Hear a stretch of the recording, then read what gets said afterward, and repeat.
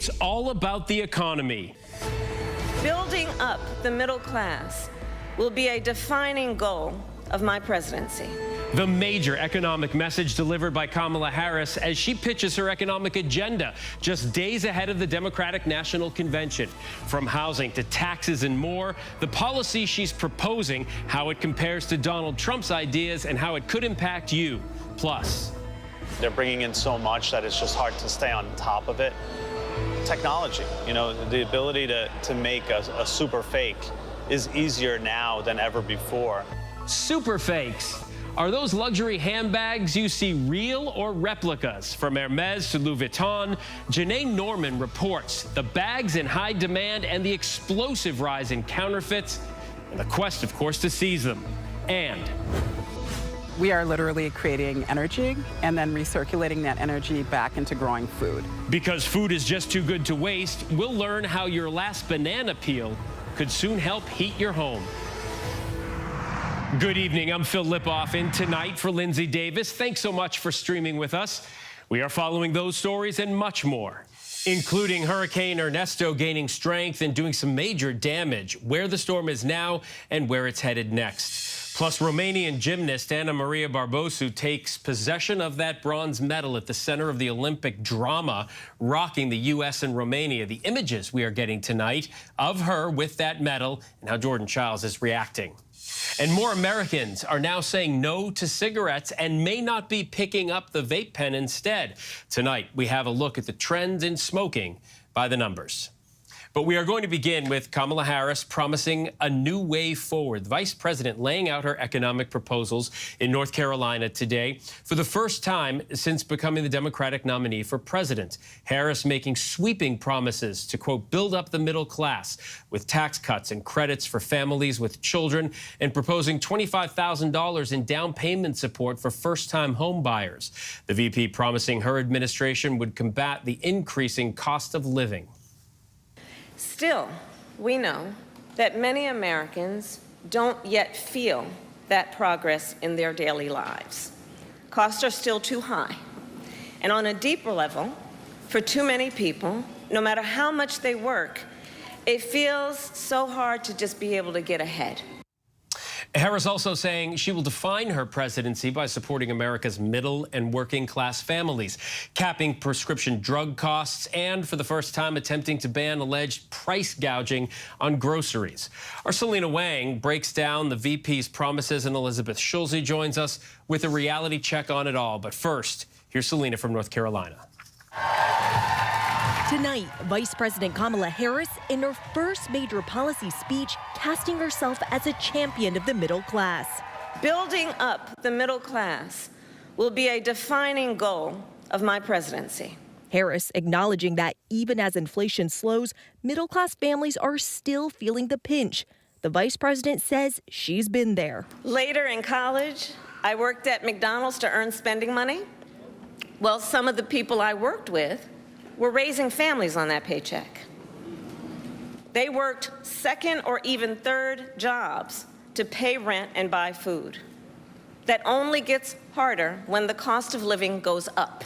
Harris zeroing in on pocketbook issues, proposing a ban on corporate price gouging on food and groceries, up to $25,000 in down payment support for first-time homeowners, a tax credit of up to $6,000 for families with a newborn, and capping the cost of insulin at $35 and out-of-pocket expenses for prescription drugs at $2,000.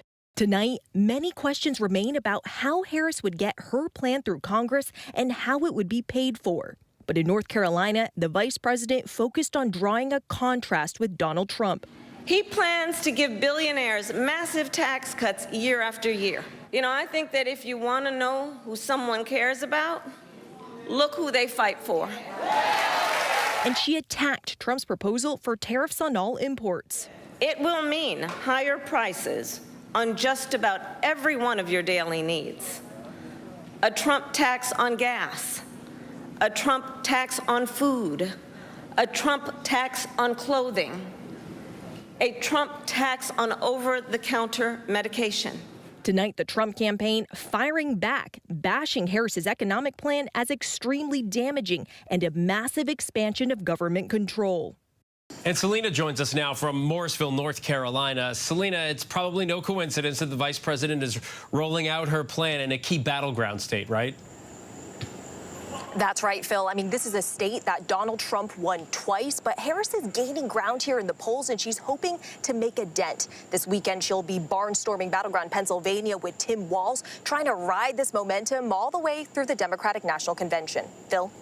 All right, Selena Wang, thank you. And we should mention the Democratic National Convention, as Selena just said, kicks off Monday, and we will have full coverage right here on ABC News Live. All right, we want to turn now to ABC's Elizabeth Schulze for something of a reality check of these economic plans. As Selena just reported, Elizabeth, the vice president is proposing this $25,000 cash payment to help first-time home buyers afford a house. Would this work, do you think, in making housing more affordable? You know, and I think it says a lot, Phil, that there was such a big focus on housing and the fact that housing affordability is such a problem for not just first-time home buyers, but for a lot of people out in the market who are trying to buy or sell a home. This idea of a $25,000 down payment cash assistance, the campaign says that would affect 4 million people. When you talk to economists, they say that might not really be the best way to get at some of those housing affordability questions. Ultimately, does that just mean that housing prices go up if everyone who's trying to buy gets that money? Does it actually maybe give that cash to people who end up paying higher premiums down the line and insurance or other costs? What the part of the plan that is compelling to a lot of analysts who look at the housing market is this idea of building more supply. And that was something that the vice president put forward today. She wants to build 3 million new housing units. One way to do that is to offer a tax credit to home builders. That, Phil, would really get at more of this root problem of housing being too unaffordable for folks, because frankly, there just are not enough homes for the amount of buyers who are out there, which is one of the reasons why we've seen it be so competitive and why prices have stayed so high. All right, so how about her plan to ban corporate price gouging at the grocery store? Everybody's been obviously complaining about the price of our food at the grocery store. We heard President Trump bash that proposal yesterday at a campaign event. Let's listen to that. Now Kamala is reportedly proposing communist price controls. She wants price controls. And if they worked, I'd go along with it too, but they don't work. They actually have the exact opposite impact and effect. But it leads to food shortages, rationing, hunger, dramatically more inflation. All right, so that's both sides of the coin. Would an effort, do you think, by the federal government to cap rising grocery prices be effective? And again, look, you understand why everyone's talking about this. The overall price of groceries since President Biden took office is up about 20%. And this is something you really feel when you think about the economy. You look at what you're paying when you check out at the grocery store and you say, this is more. This is a problem in my budget. When you ask economists, though, if price gouging is the main reason those prices are high, they say not really. They still point to some of those supply chain issues from the pandemic to the war in Ukraine, which raised commodity prices. That trickles down to the price that we pay for food. They say there have been other factors. Maybe some companies in select industries have kept prices high. So this effort to basically force the FTC to crack down on price gouging, what that would look like in order to be effective, analysts I talk to say would need to be really targeted. So really what that would kind of look like, Phil, is not that novel of an idea. Maybe you target big grocers who are thinking of merging. The FTC has actually already done that with a couple of companies. That might be the better way to get at this idea of companies over having too big of a market share. But how you would actually crack down on price gouging, the real issue there is more about supply and demand and not so much something, at least economists will say, a lot of economists will say, is up to the federal government. And Elizabeth, what about this? She says she plans to cut taxes and there are credits involved. She's also said she'll do all of this while reducing the deficit, and that certainly sounds great, but is it a promise she can keep?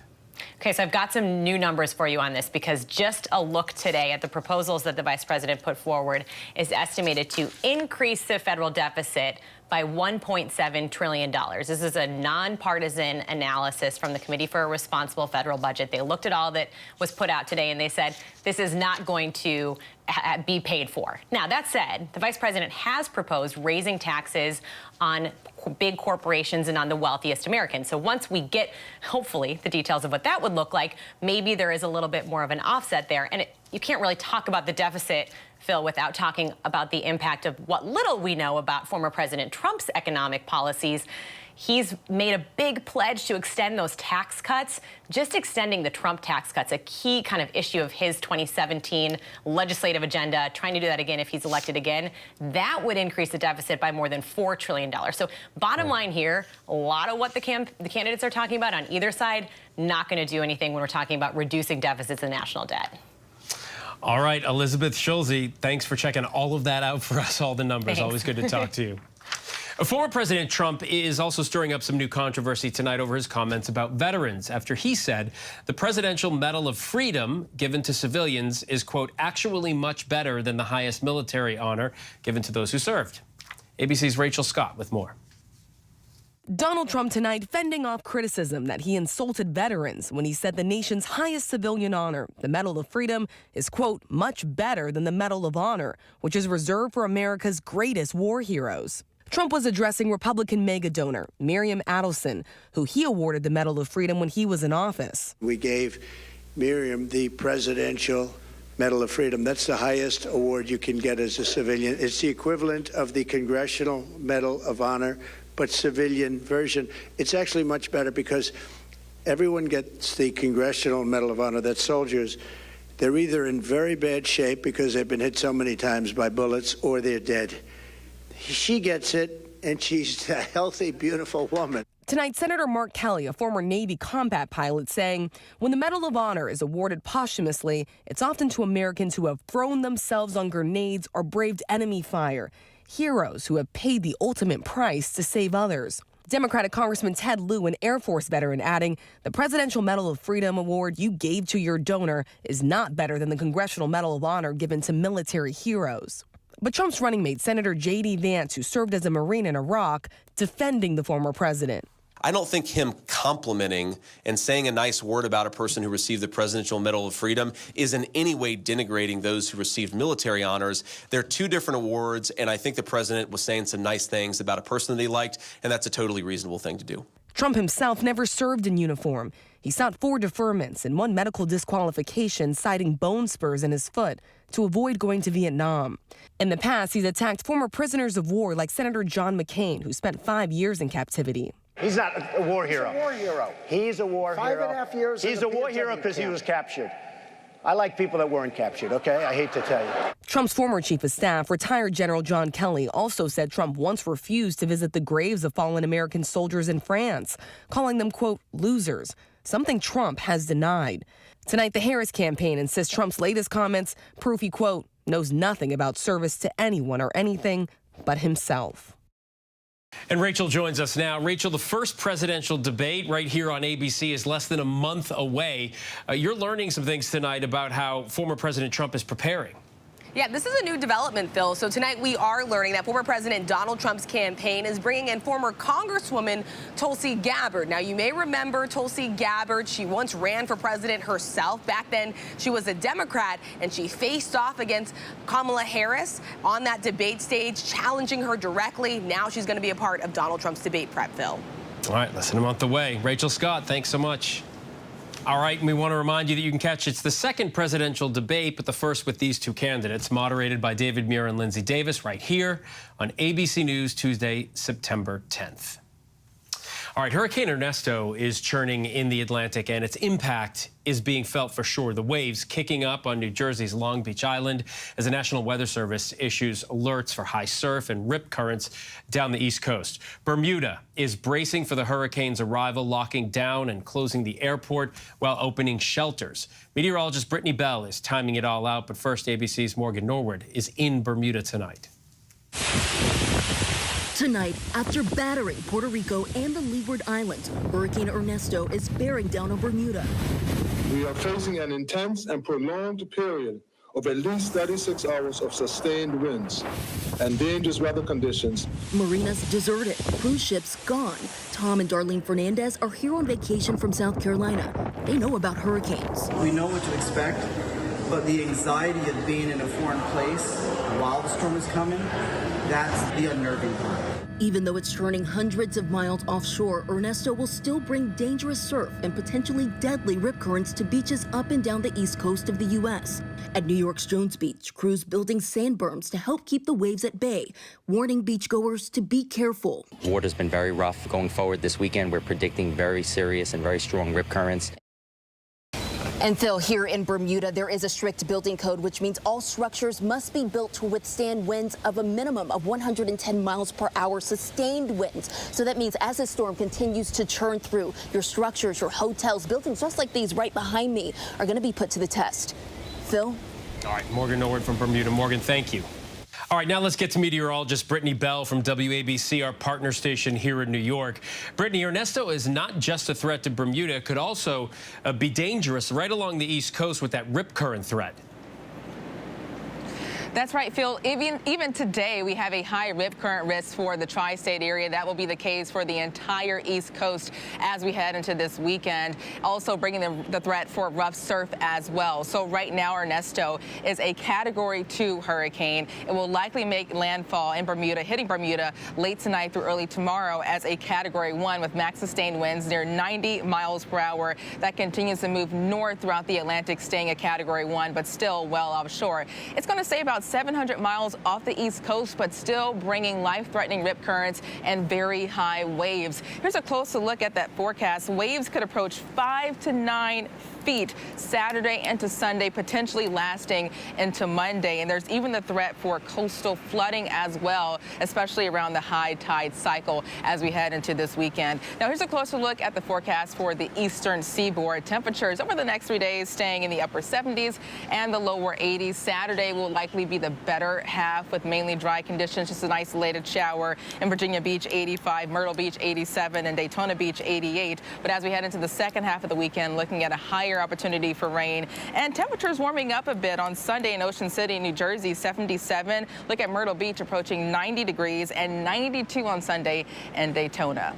Phil? All right, Brittany Bell tonight. Brittany, thank you. Susan Lawrence, the Florida woman who fatally shot her neighbor, G.K. Owens, through a closed door last June, has been found guilty. Lawrence faces up to 30 years in prison now for first-degree felony manslaughter with a firearm, and she will be jailed without bond until her sentencing. Lawrence appeared to shrug her shoulders after the verdict was read this afternoon. Owens was a mother of 4 who was trying to speak to Lawrence about a long-standing dispute. Owens' mother yelled, "Thank you, Jesus," after Lawrence left the courtroom. Overseas now, after 2 days of talks on a possible ceasefire and hostage release between Hamas and Israel, President Biden today saying, quote, "We are closer than we've ever been." The Hamas-run health ministry also saying today it has confirmed the first case of polio in Gaza. NGOs, including the UN, are now calling for at least a 7-day humanitarian pause so a vaccination campaign can begin. More talks are set for next week, even as the violence in Gaza and the West Bank rages on. Tom Sufi Burge is in Tel Aviv tonight. Tonight, as Israeli airstrikes continue in the Gaza Strip, what could be a major breakthrough at those ceasefire talks in Doha. The US, Egypt and Qatar talking up the chances of a deal between Israel and Hamas. We are closer than we've ever been. I don't want to jinx anything. The US and other mediators admitting specific issues still need to be worked out, but hoping an agreement could be finalised as soon as next week. If that were to happen, it could dial down regional tensions. Today we witnessed the aftermath of a raid by armed Israeli settlers on a Palestinian village in the occupied West Bank. The settlers destroyed people's cars. They threw Molotov cocktails at people's homes. We're told women and children inside feared for their lives. One villager was shot dead. Surveillance video capturing the settlers dousing someone's property with accelerant, setting it alight. Your child was sitting here when they threw a Molotov cocktail through the window. Ahmed calling it a savage attack. This was unprovoked. There was no incident before this. No, nothing. They just came suddenly with no reason. Tom joins us now from Tel Aviv. Tom, President Biden, who we know is eager to get a deal completed here, had a warning tonight for Iran, right? That's right, Phil. Yeah, tonight President Biden warning Iran and its proxies not to launch retaliatory strikes against Israel for 2 assassinations while those ceasefire negotiations are ongoing, saying in a statement no one in the region should take actions to undermine this process. Phil? Tom Sufi-Burridge from Tel Aviv tonight. Tom, thank you. And from Ukraine tonight, an official there acknowledging for the first time that their surprise offensive inside Russia is meant to force Russia into talks of peace. But even as Ukrainian troops push deeper into Russia, they are losing ground in eastern Ukraine to Russian forces. Here's foreign correspondent Britt Clennett. Tonight, new video from the Ukrainian military showing their forces crossing deeper into Russian territory. Tanks firing at a border point in Sudzha in Russia's Kursk region. Men in military uniform believed to be Russian soldiers waving white cloth, surrendering to the advancing Ukrainian troops. Ukraine pushing more than a mile into Russia today alone, for a total of more than 21 miles after days of intense fighting since Kyiv launched its surprise attack 10 days ago. Ukraine tonight striking a key bridge in Kursk, saying hundreds of Russian soldiers are now surrounded. An aide to Ukrainian President Volodymyr Zelensky saying this offensive is designed to persuade Russia's Kremlin to engage in constructive peace talks, and reiterating that Ukraine will not permanently occupy the land they've taken. Phil, as Ukraine presses ahead into Russian territory, Russia tonight is closing in on a key city in Ukraine's east as the Ukrainian military is urging people to evacuate. Phil. All right, Britt Clennett tonight. Britt, thank you. Escaped murderer Ramon Alston is back in custody after a wide-spanning manhunt for 4 days, 1,300 acres. Alston ran from police in a transport vehicle Tuesday morning while being taken to a medical appointment. He ran into the woods still wearing his handcuffs. He was captured shortly before 2 a.m. today at a hotel in Kannapolis, North Carolina, more than 100 miles from where he escaped. Alston checked into that hotel Wednesday, we're told, with a female companion who has now been arrested and is being charged with aiding a fugitive. Alston is serving a life sentence and now will be charged with felony escape and held in a higher security unit. And there are some disturbing new details about the drug-related death of actor Matthew Perry. Prosecutors revealing the alarming state of Perry's addiction, saying he was having ketamine injected 6 to 8 times a day before his death. It follows the arrest of 5 suspects, including alleged drug dealer Jasveen Sangha, also known as the Ketamine Queen, and Dr. Salvador Plasencia. Both have pleaded not guilty. The other defendants already pleading guilty. A suspect has been charged in a complicated scheme accused of trying to steal Graceland and defraud the family of Elvis Presley. Prosecutors say Lisa Findley used multiple aliases trying to foreclose on Elvis's home and sell it at auction, claiming his late daughter, Lisa Marie Presley, put the estate up as collateral for a loan she did not repay.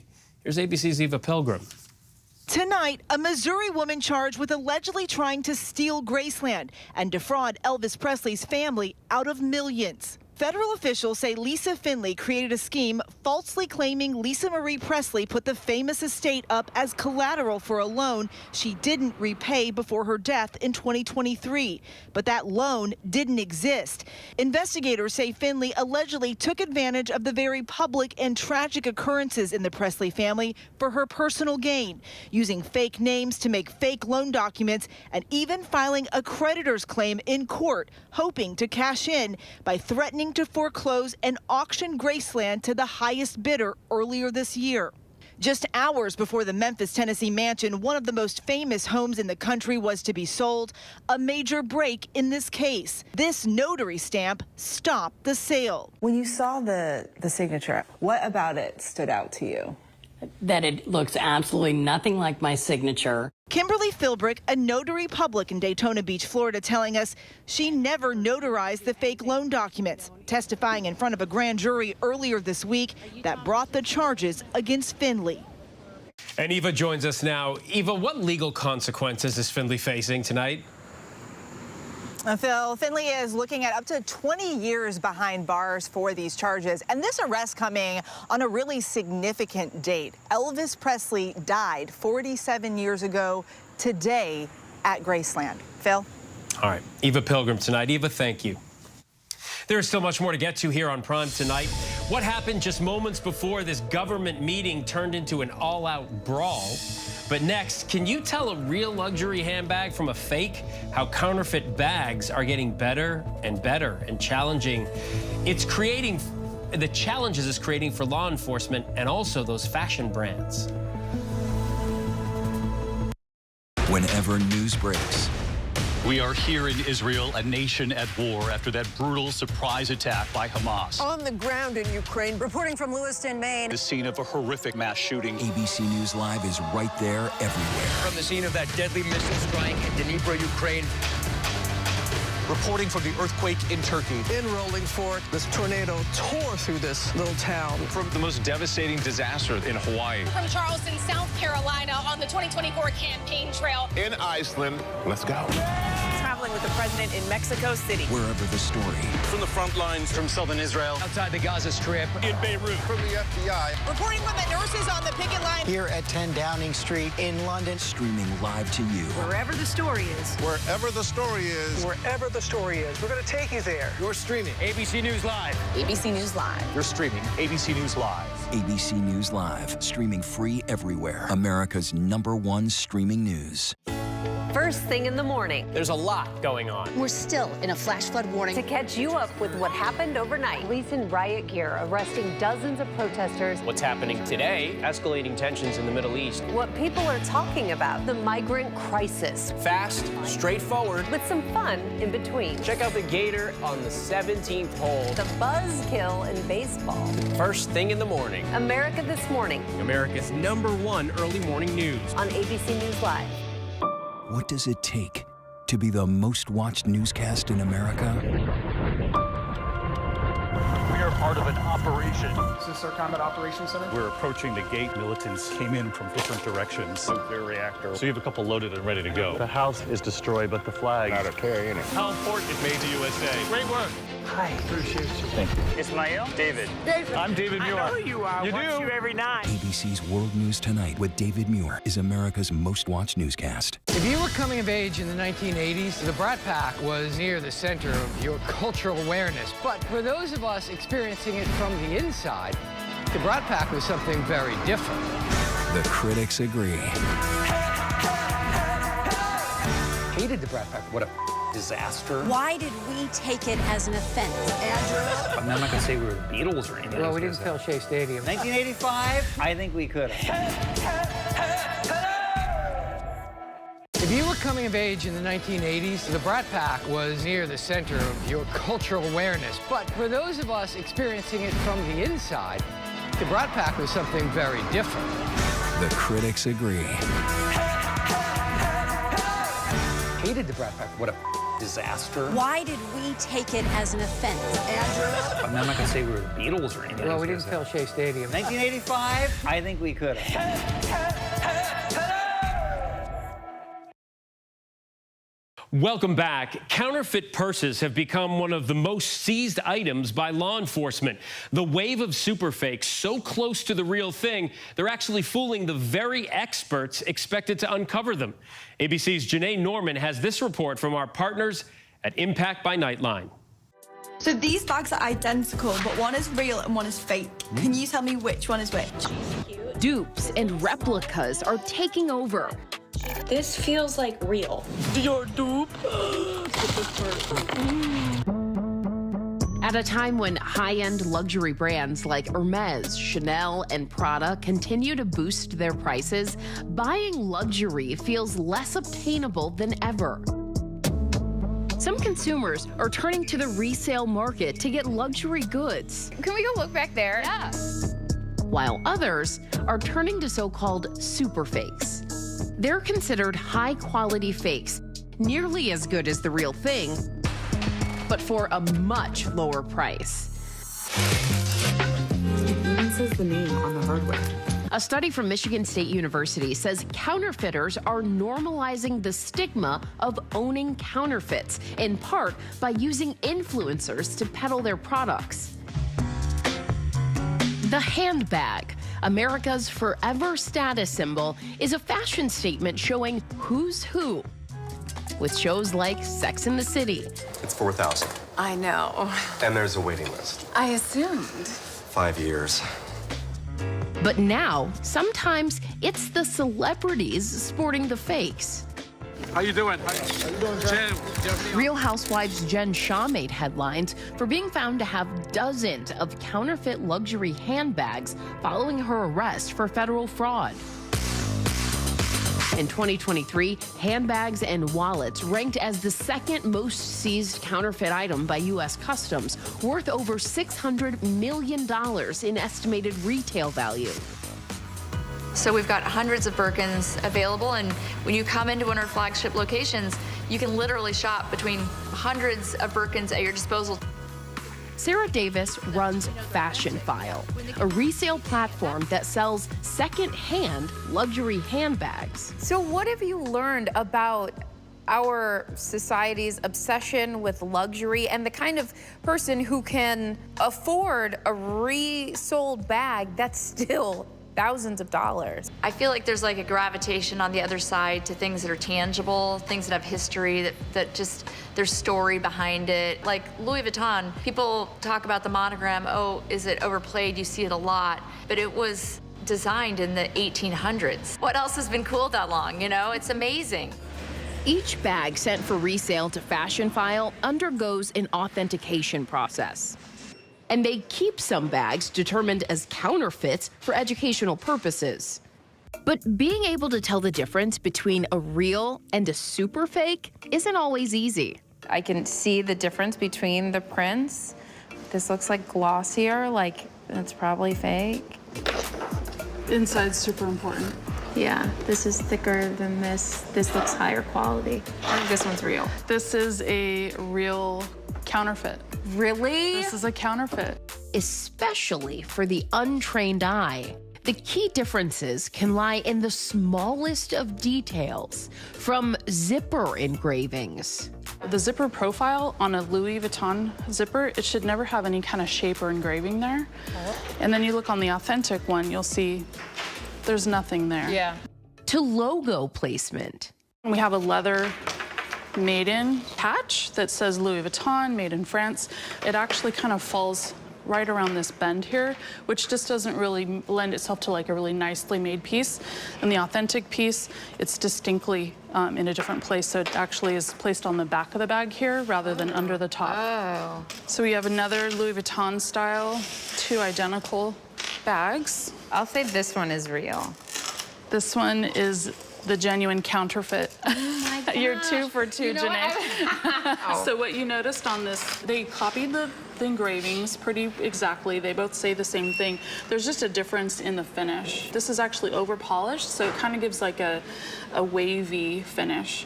Whereas the genuine one, I can see that it was just a much cleaner engraving. The truth is, there's never been more counterfeits that are better, the super fakes like today, and yet the luxury brands have never been stronger. Last fiscal year, Customs and Border Protection seized nearly 23 million counterfeit goods nationwide, worth more than $2 billion in estimated retail value. The most common counterfeit items continue to be luxury goods. In November 2023, federal prosecutors executed the largest seizure of counterfeit goods in U.S. history. We're talking about a whole storage facility that was full of counterfeit handbags. I just never seen anything like that. The storage facilities held over 100,000 counterfeit luxury items, valued at over $700 million estimated retail value, calculated as if they were authentic. They're bringing in so much that it's just hard to stay on top of it. Technology, you know, the ability to make a super fake is easier now than ever before. We went to a shipment processing warehouse at JFK Airport in New York. Customs agents, led by Director of Field Operations Frank Russo, inspect cargo coming in from all over the world. We were developed as a result of 9/11, and you know, our job is to protect the country against terrorists and instruments of terror. Counterfeit goods are a direct link to terrorist organizations. There's no doubt about it. When we asked the CBP for evidence linking counterfeits to terrorism in the U.S., they cited the 1993 attack on the World Trade Center. They also asserted that other terrorist organizations have engaged in the sale of counterfeit goods and stolen cultural artifacts to help fund their organization, but declined to provide specifics. Officials say weapons from the 2015 terror attack on French magazine Charlie Hebdo was financed in part by fake Nike sneakers. Our officers and import specialists are the first ones to look at that cargo coming in and determine on the spot whether it needs to be opened up or not. We are what keeps this stuff from getting onto the streets of our cities. The inspection team opens up hundreds of boxes, averaging 82 seizures a day. But given the volume of shipments, a lot still end up falling through the cracks. Take a walk in Manhattan, and any of those bags that you see on the sidewalk got through. We do the best we can, but we're outnumbered, I guess. A package's origin is the first clue that a shipment of handbags is likely filled with fakes. There's no concealment here. It's like shooting fish in a barrel. You know, we go to a warehouse, we check the country of origin, we look at the bags, we look at the shipper, and 99.9% of the time, it is what it is. China and Hong Kong are probably closer to 70% of all the counterfeit goods that we see. The second clue, when a variety of luxury brands are shipped in the same box. Well, I mean, they'll pack them up good. In a little box like this, you'll get, 50 items sometimes. Customs agents inspect cargo from bags that are violating U.S. intellectual property rights. Once an item is seized, it's repacked for processing. Usually, it doesn't fit quite the way it did when it came out. My wife does all the packing when we go on vacation. It's not one of my strong points. Import specialists confirm if the seized items are actually counterfeits. So like Louis Vuitton, Chanel, they bring representatives and they train us of how we can tell their products are real or fake when it comes to the port. Once it's confirmed an item is fake, they determine the manufacturer's suggested retail price and pass it on to the special enforcement team, where it's eventually destroyed. I have this phrase that I use. The bitterness of poor quality lasts much longer than the happiness of a good price. Our thanks to Janae for that. You can see more of Impact by Nightline Super Fakes, the shadow world of counterfeit purses, streaming now on Hulu. And there is still much more to get to tonight. Coming up, see the heart-stopping moments where police officers race to rescue a teenager trapped inside a burning car. But up next, how many Americans are still lighting up on a regular basis? We're going to take a look at cigarette use by the numbers.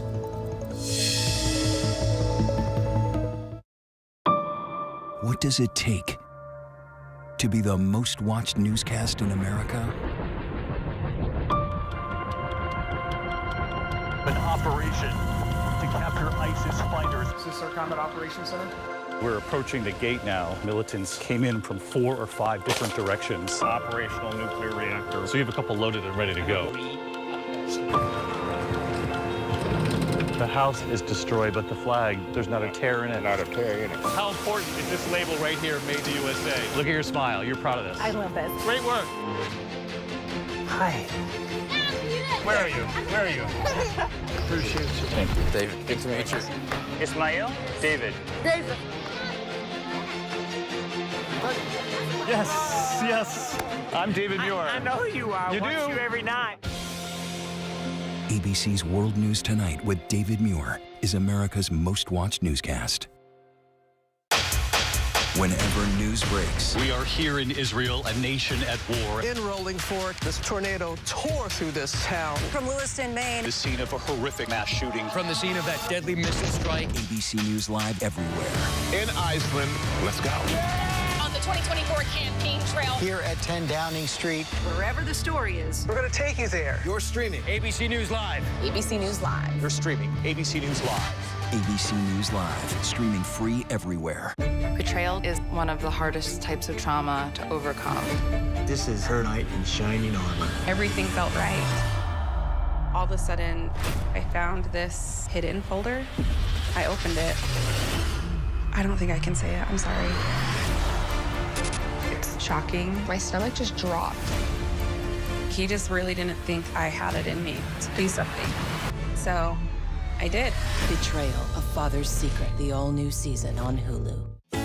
First thing in the morning. There's a lot going on. We're still in a flash flood warning. To catch you up with what happened overnight. Police in riot gear arresting dozens of protesters. What's happening today? Escalating tensions in the Middle East. What people are talking about. The migrant crisis. Fast, straightforward. With some fun in between. Check out the Gator on the 17th hole. The buzzkill in baseball. First thing in the morning. America This Morning. America's #1 early morning news. On ABC News Live. Why do so many people start their day here? From ABC News, this is Start Here. To be in the know and get a different take on the day's top stories. A lot of news today, so let's get into it. Listen now to the Daily News Podcast honored with 4 Edward R. Murrow Awards and see why the New York Times calls it a news podcast worth listening to. Start Here, ABC News. Make it your daily first listen. Now, that's a part of the story I bet you didn't see coming. Wherever you get your podcasts, Start Here. It's lunchtime in America, so what are we serving up? Well, how about everything you need to know? Give it to me. Your health, your money, breaking news, pop culture, with the biggest stars, music, trends, and of course, good food. It's all coming up on GMA3. You're going to love it. We'll see you then. GMA3, what you need to know. A third hour of GMA in the afternoon. So join us, afternoons. For everything you need to know. I love that. Me too. Reporting from the Normandy coast for the 80th anniversary of D-Day, I'm David Muir. Wherever the story is, we'll take you there. You're streaming ABC News Live. Welcome back. More Americans are saying no to cigarettes. Tonight, we take a look at the trend by the numbers. 11% of U.S. adults say they've smoked a cigarette in the past week. That's according to Gallup's annual consumption habits poll. And that's the lowest it's been in 80 years. From the first poll in 1944 through 1974, at least 40% of adults said they had smoked. The number of smokers has been in steady decline. There are just half as many smokers today than there were a decade ago. Major reason for the decline is fewer young people picking up the habit.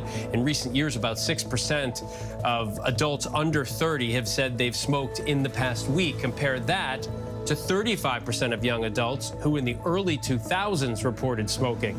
But while young adults are now the least likely age group to smoke actual tobacco, they are the most likely to use e-cigarettes. 18% of those under 30 say that they vape. And while some of today's young adults have substituted e-cigarettes for tobacco cigarettes, their vaping rates are still lower than the group's cigarette smoking rates of the past. There's much more ahead tonight on Prime. Have you ever wondered what happens to the food you toss away? One organization's creative idea. And country music star Morgan Wade going on tour and the inspiration behind her new album, Obsessed. Whenever, wherever news breaks, it's so important to always remember that lives are changed. Here in London, in Buffalo, Uvalde, Texas, Edinburgh, Scotland. From Poland once again tonight. Thank you so much for streaming with us. Ukrainian refugees here in Warsaw. Do you think you'll ever be able to go back home? We're heading to a small community outside of Mexico City. Splintered houses and splintered lives. The magnitude of the devastation. You're streaming ABC News Live. Reporting from Rolling Fork, Mississippi. Santa Fe, New Mexico. Raleigh, North Carolina. The U.S. Capitol. Mayfield, Kentucky. Minneapolis. Mexico. Tongass National Forest, Alaska. Getting you behind the stories as they happen. Giving you a front row seat to our world as it plays out in real time, live. ABC News Live Prime. We'll take you there. Stream ABC News Live weeknights, America's most honored streaming news program, only on ABC News Live. Streaming free right now wherever you stream your news. First thing in the morning. There's a lot going on. We're still in a flash flood warning. To catch you up with what happened overnight. Police in riot gear arresting dozens of protesters. What's happening today? Escalating tensions in the Middle East. What people are talking about. The migrant crisis. Fast, straightforward. With some fun in between. Check out the Gator on the 17th hole. The buzzkill in baseball. First thing in the morning. America This Morning. America's #1 early morning news. On ABC News Live. whenever news breaks. We are here in Israel, a nation at war. In Rolling Fork, this tornado tore through this town. From Lewiston, Maine. The scene of a horrific mass shooting. From the scene of that deadly missile strike. ABC News Live everywhere. In Iceland, let's go. On the 2024 campaign trail. Here at 10 Downing Street. Wherever the story is. We're going to take you there. You're streaming ABC News Live. ABC News Live. You're streaming ABC News Live. ABC News Live, streaming free everywhere. If you were coming of age in the 1980s, the Brat Pack was near the center of your cultural awareness. But for those of us experiencing it from the inside, the Brat Pack was something very different. The critics agree. Hated the Brat Pack. What a disaster. Why did we take it as an offense? I'm not going to say we were the Beatles or anything. Well, we didn't fill Shea Stadium. 1985, I think we could have. Get ready, America, every Friday. The hottest trends, styles, and must-have. What's the right stuff to buy right now? I really love that. It's time to buy the right stuff. Yes! And save big time, too. The right stuff. Fridays on GMA. You're gonna love it. Why do so many people start their day here? From ABC News, this is Start Here. To be in the know and get a different take on the day's top stories. Start here. Now, that's a part of the story I bet you didn't see coming. Make it your daily first listen, wherever you get your podcasts.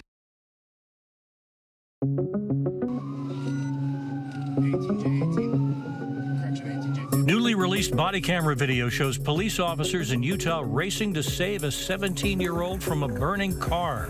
Officials say Officer Austin Williams was on his way home from his shift when he saw a car speed past him, then crash into a tree and catch fire. Flames were so intense, instead of acting, he was forced to wait for backup to come with a fire extinguisher. That was the most heart-wrenching, was when he was screaming and looking at me, yelling at me to help him. And I just had to watch. Another officer and a bystander came, helping free the driver, who's in the hospital with second-degree burns, but is expected to fully recover. A security video caught a man trying to kidnap a child from a park near Detroit on Tuesday. Police say the 7-year-old girl was with her family getting ready to leave when she was grabbed by her hair and carried to a car. The girl's aunt fought with the man and got him out of his car until police arrived. The man's in custody and accused of also trying to kidnap a 15-year-old girl about an hour earlier. Federal prosecutors in New York served another round of grand jury subpoenas on New York City Mayor Eric Adams as part of a corruption investigation that has lasted nearly a year. The new subpoenas were issued last month and seek communications and documents. Adams confirmed he got the subpoenas but has repeatedly denied any wrongdoing. The U.S. Attorney's Office for the Southern District of New York declined to comment.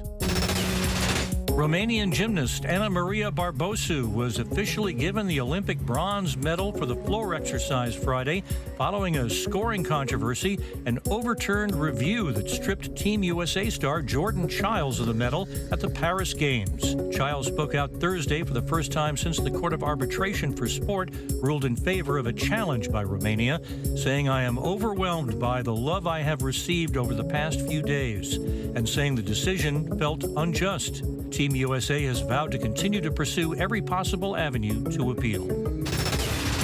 A fistfight broke out in Turkey's parliament after a heated debate over an opposition delegate currently jailed on what are widely considered to be politically motivated charges. Video showed members of the ruling Justice and Development Party rushing in to punch the lawmaker at the lectern and dozens more joining in. The deputy parliament speaker declared a recess, and after a more than 3-hour break, the session resumed. This year's Emmys hosts are making history. When Eugene and Dan Levy take the stage next month, they will be the first father-son team to MC the TV awards. The Emmys will air on September 15th on ABC. Have you ever wondered how the food waste that you are tossing away goes to use, or what happens to it? One organization found a novel way to take that waste and put it to good use. As we continue to get you climate ready, an exclusive first look at a game-changing machine. It's housed on Chicago's South Side, and it's working to dramatically reduce food waste in that city. ABC 7's Chicago Mark Rivera has the story for us.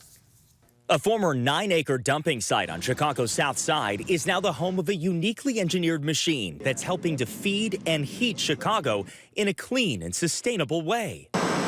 An anaerobic digester breaks down organic matter without the use of oxygen.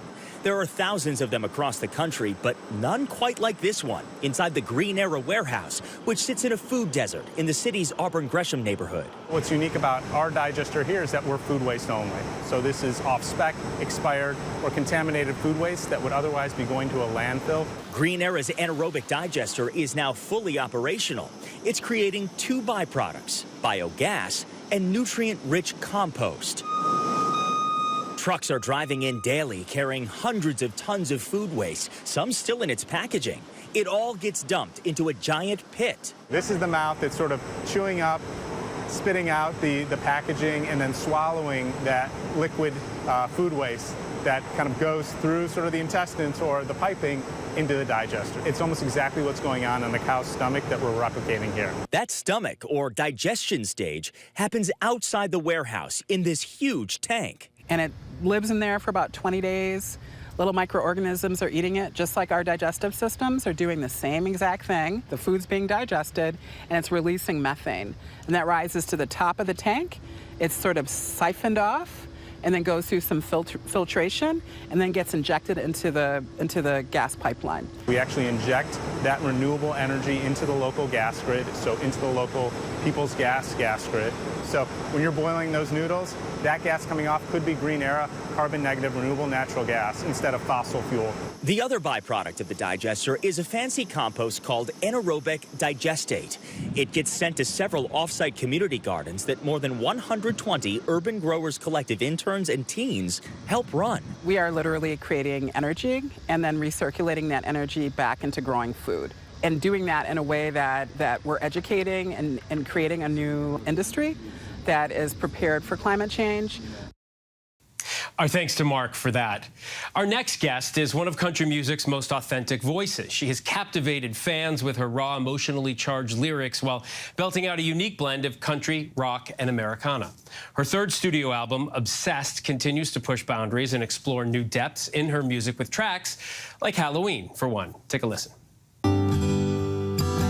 We were friends, but I wanted more. I was hoping you wanted me back. And you met me for coffee in my favorite place, right by the railroad tracks. A unique and powerful voice. Morgan Wade joins us in studio now. It's so great to see you. Thank you for being here. I love your voice, love your music, so I should say that up front. Thanks for having me. Let's talk about Obsessed, the album, and specifically, let's start with, I guess, the title of it. Obsessed is a big word. It's evocative. What does it mean to you in the context of this album? Why'd you choose it?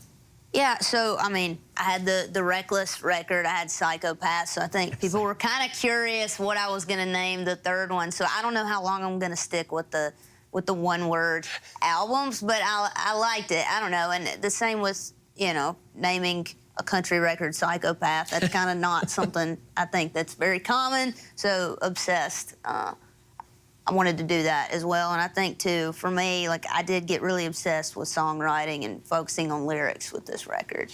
And how was it, the process this time? Third studio album, you know, I would imagine there's a writing process that you go through. Was it any different for this album in particular? Yeah, so for me, you know, when I did the debut record, I had been writing for years. You know, you don't know that you're writing for a debut record because I didn't have anything. Oh, that's interesting, you know? Right? So it was the songs that I was writing that I loved, and so then you go and you make the record. Well, then Reckless did really well. So then I had contacts, and I was able to go co-write with people for Psychopath.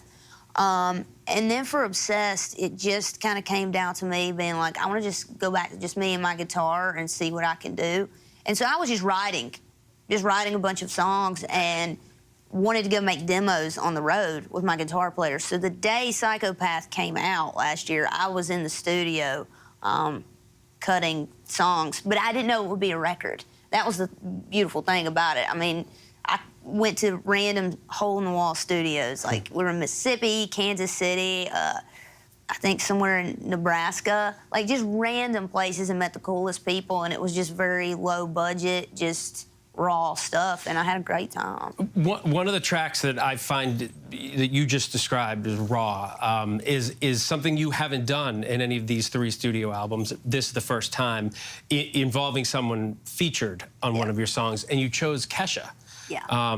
Your voices sound great together. Why Kesha and why now? I have loved Kesha since, 20, whatever year it was that TikTok came out. I was still in high school, but I heard that song, and some of the best memories I have with my friends riding around listening to her stuff, but I just loved everything that she's done. I think she's such a great person, so I was finally able to make contact with her. I've been wanting to do that for years, and so we met, and then we sat on the beach in Malibu, and we talked, and then that night, she was like, I'll meet you at like 7:30, 8 o'clock at the studio. And I'm like, oh, like a.m.? She's like, no, like p.m., let's go. And we went, and she sang on my song. And that, for me, like, that child in me was like super excited. And she's so great. And she's got her independence back and owns her stuff, and it's so awesome. You are on tour. You're going to be all over the country for the next 3 months or so. Does performing in front of a live audience, does it change the way you feel or about the songs or your relationship to the songs? Is it different when you get into that big venue? I think so. And, the live versions, some kind of differ. They're a little different, especially when it's full band. And I wrote some of these songs acoustic. So for me, I'm still sometimes playing them like I would if it was just me in my room. So right, singer-songwriter right. style. Yeah. And so we mix it up. Sometimes I'll go on like a solo run and do that where it's acoustic, and then we'll have the full band. But I think it definitely changes it, especially when people are singing the words right back to you. I mean, you can't beat that. That's gotta be so cool. Yeah, it's amazing. Morgan, thank you so much for coming in. Yeah, love the album, me. and can't wait. You're probably recording stuff for the next one even as we speak. Yes. We want to let our viewers know that her new album, Obsessed, is now available wherever you stream music, and tickets for her nationwide tour are on sale now. And that's our show for tonight. I'm Phil Lipoff. ABC News Live is here for you all night with the latest news, context, and analysis. You can always find us on Hulu, Roku, Pluto TV, the ABC News app, and of course, abcnews.com. Have a good night.